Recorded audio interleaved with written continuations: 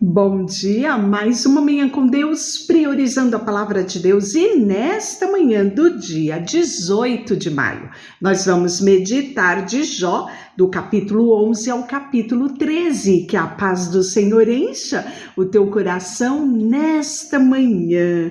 Zofar vai acusar Jó de iniquidade. Até então, havia apenas uma sugestão dos demais amigos para que Jó se consultasse, se arrependesse, não fosse questionador quanto à atitude de Deus para com ele.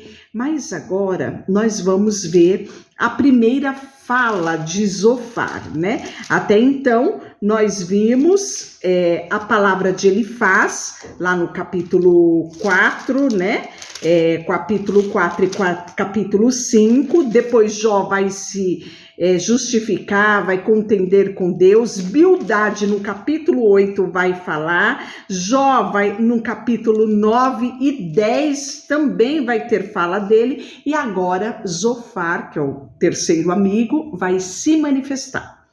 Então respondeu Zofar, o Naamita: porventura não se dará resposta a esse palavrório? Acaso tem razão, tagarela? Será caso de que as tuas parolas fazem calar os homens? E zombarás tu sem que ninguém te envergonhe? Pois dizes: a minha doutrina é pura e eu sou limpo aos teus olhos. Oh, falasse Deus, se abrisse os seus lábios contra ti, te revelasse os segredos da sabedoria, da verdadeira sabedoria, que é multiforme, sabe, portanto, que Deus permite que seja esquecida parte da tua iniquidade. Porventura desvendará os arcanos de Deus, ou penetrará até a perfeição do Todo-Poderoso? Como nas alturas dos céus é a sua sabedoria, que poderás fazer? Mais profundamente é ela do que o abismo, que poderás saber. A sua medida é mais longa do que a terra e mais larga do que o mar. Se ele passa, prende alguém e chama a juízo. Quem o poderá impedir? Porque ele conhece os homens vão e sem esforço vê a iniquidade. Mas o homem estúpido se tornará sábio quando a cria de um asno montenês nascer homem. Se dispuseres o coração e entenderes as mãos de Deus, se lançará para longe a iniquidade da tua mão, e não permitirá habitar na tua tenda injustiça. Então levantarás o rosto sem mácula, e estarás seguro e não temerás, pois te esquecerá do teu sofrimento, e dela só terá lembrança, como de águas que passaram. A tua vida será mais clara que o meio-dia. Ainda que haja trevas, serão como a manhã. Sentir-se-á seguro, porque haverá esperança, olhará em derredor e dormirás tranquilo. Deitar-te-ás e ninguém espantará. E muitos procurarão obter teu favor, mas os olhos dos perversos desfalecerão, e o seu refúgio perecerá, e sua esperança terá o render do espírito. E aí Jó vai se defender das acusações dos inimigos. Lembra que eu falei que à medida que os amigos iam falando, Jó ia se sentindo acusado por eles. E aqui nós vemos no capítulo 12 essa manifestação. Então Jó respondeu: na verdade vós sois o povo e convosco morrerá a sabedoria. Também eu tenho entendimento como vós, e não vos sou inferior. Quem não sabe coisas como essa? Eu sou irrisão para os meus amigos. Eu que invocava a Deus e ele me respondia. O justo e o reto servem de irrisão. No pensamento de quem está seguro há desprezo para o infortúnio. Um empurrarão para aquele os pés já vacilam. As tendas dos tiranos gozam de paz, e os que provocam a Deus estão seguros, têm o punho do seu Deus. Mas pergunta agora às alimarias, e a cada uma delas te ensinará. E as aves do céu, elas te farão saber. Ou fala com a terra e ela instruirá. Até os peixes do mar contarão. Qual dentre todos estes não sabe que a mão do Senhor fez isso? Olha só, né? O entendimento de Jó. Na sua mão está a alma de todo vivente e o espírito de todo gênero humano. Hoje, quantas vezes atribuímos toda e qualquer coisa ao diabo, a isso, aquilo, não é? E muitas vezes não reconhecemos a soberania de Deus sobre tudo e todos, né? Porventura, o ouvido não submete à prova as palavras, com o paladar prova as comidas? Está a sabedoria com os idosos e a longevidade e o entendimento? Não. Com Deus está a sabedoria e a força. Ele tem conselho e entendimento. O que dele deitar abaixo não se reedificará. Lança na prisão e ninguém pode abrir. Se detém as águas, elas secam. Se as larga, devastam a terra. Com ele está a força e a sabedoria. Seu é o que erra e o que faz errar. Aos conselheiros leva-os despojado do seu cargo, e aos juízes faz desvairar. Dissolve a autoridade dos reis, com uma corda lhe cinge os lombos. Ao sacerdote leva-os despojado do seu cargo, e aos poderosos transtorna. Aos eloquentes, ele tira a palavra e tira o entendimento dos anciões.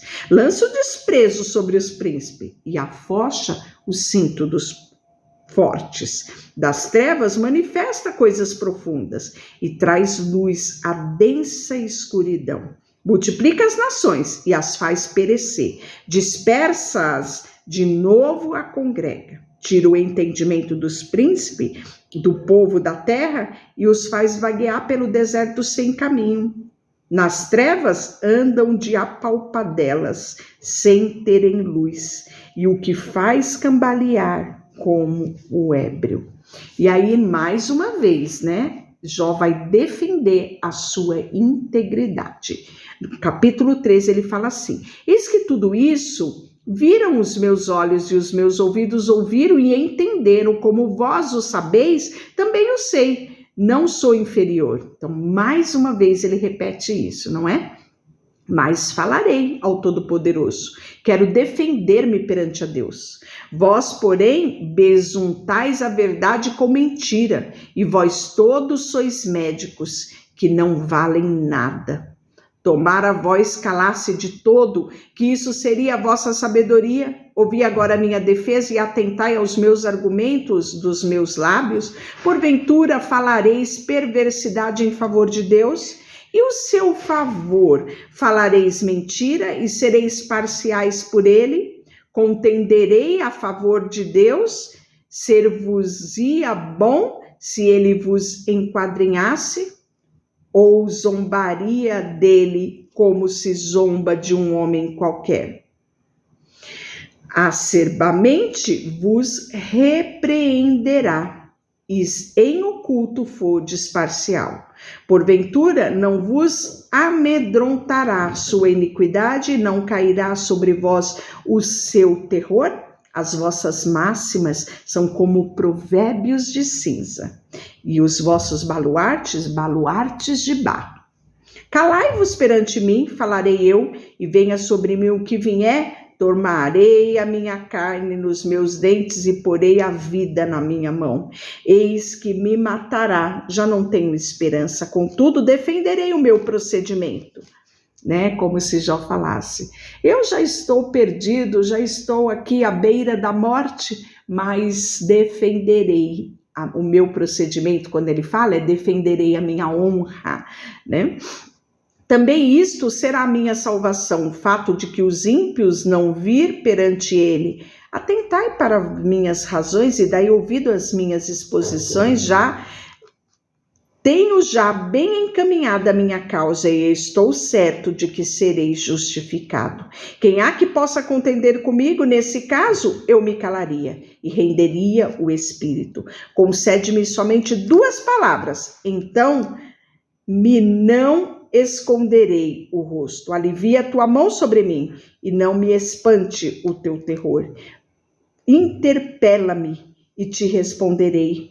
Deixa-me falar e me responderás. Quantas culpas e pecados tenho eu? Notifica-me das minhas transgressões, dos meus pecados, porque esconde o rosto do que me tens por inimigo? Queres aterrorizar uma folha arrebatada pelo vento e perseguirá a palha seca, pois decretas contra mim coisa amarga e me atribui culpa na minha mocidade? Também põe os meus pés no tronco e observa todos os meus caminhos e traça limites à planta dos meus pés. Apesar de eu ser como uma coisa pobre que se podre que se consome, e como a roupa que é comida pela traça, né? Então aqui nós estamos vendo no capítulo 13, né? Jó defendendo a sua integridade, né? Dando a sua vida por testemunho, as suas atitudes, o seu andar, o seu proceder, né? E ele é muito claro, né? Pedindo para que seja notificada a transgressão. O que ele quer dizer aqui? Olha, aponte aonde eu errei, aponte o meu pecado, aponte a minha transgressão, porque era muito fácil os amigos deles dizer, Jó, isso que está acontecendo com você é porque você pecou, né? Então ele fala, se eu pequei, cadê a minha transgressão? Eu tenho total consciência de quem eu sou e do meu proceder. Muito interessante, né? Essa fala de Jó. E amanhã nós vamos falar sobre uma meditação que Jó faz, que é muito interessante, sobre a brevidade da vida. Deixa eu orar por você, Senhor, nesta manhã. Colocamos diante de Ti o nosso coração, a nossa vida, tudo que somos e tudo que temos. Rendemos a Ti. Em nome de Jesus, amém. Deus te abençoe.